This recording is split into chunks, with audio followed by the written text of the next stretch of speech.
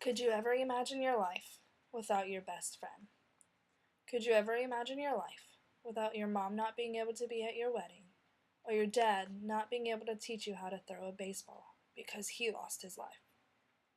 I've had to deal without ever seeing my mom since I was 8 years old. This picture was taken right before my mom was diagnosed with lung cancer, a horrible disease that unfortunately took her life at way too young of an age.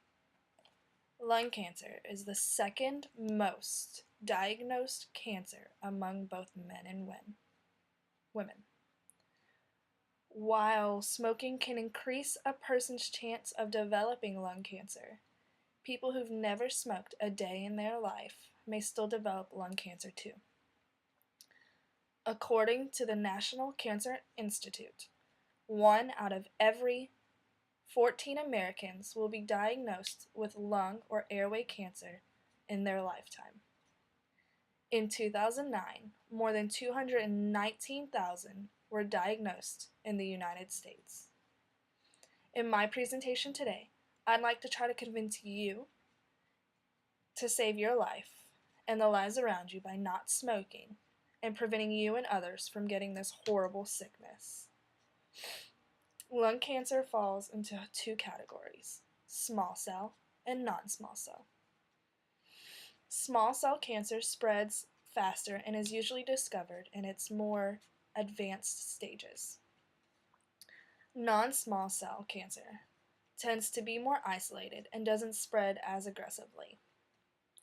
Usually cancer patients experience no symptoms, but if symptoms occur, they typically are coughing, pneumonia, shoulder or rib pain, hoarseness, weight loss, and loss of appetite. Majority rules that the primary cause of lung cancer is smoking. Whenever someone smokes, it damages the cells that line the lungs. When inhaling smoke, which is full of carcinogens, changes in the lung tissue start immediately. If someone smokes sparingly, the body may be able to repair the damages. If a person repeatedly keeps smoking over time, the damage causes the cells to act abnormally and eventually cancer could develop. Unfortunately, you don't have to smoke to acquire lung cancer. A person can get lung cancer by being around people who have smoked for a long period of time. This type of cause is called secondhand smoke. There are treatments to cure lung cancer, but typically they can make you sicker than cancer itself. Chemotherapy involves chemicals to stop the cancer cells from dividing and reproducing. Chemotherapy can cause other illnesses and side effects in cancer patients because the chemicals also kill certain types of cells, such as hair cells and cells that line the intestines. The other treatment for lung cancer is radiation.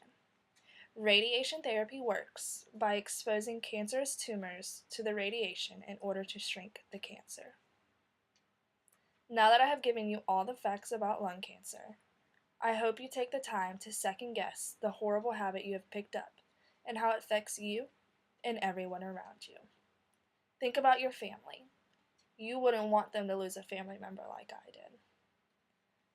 Watching my mom lose her hair, grow weak from the sickness, unable to walk, get bruises from only being able to lay in bed, and throw up constantly is someone I wouldn't want anyone to see or go through, especially at a young age. I was 8 years old taking care of my dying mom because of lung cancer.